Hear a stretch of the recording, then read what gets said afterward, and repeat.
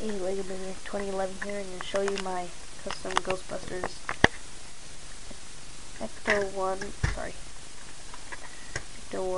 car. The car is pretty cool. It has the Ghostbusters logo on both sides. And license plate. You can take off the top. Can't really take it off because it looks like it just breaks apart, but there's a steering wheel in there. 3 seats. So the 3 guys I can show you, and there's a little crystal. I don't know if you can see that red thing. I'm going to show you the guys. One Ghostbusters guy.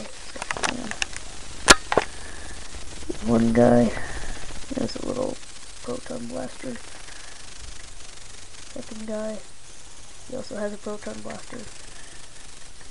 And third guy, and he too has a proton blaster.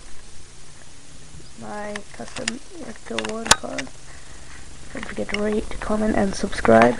Goodbye.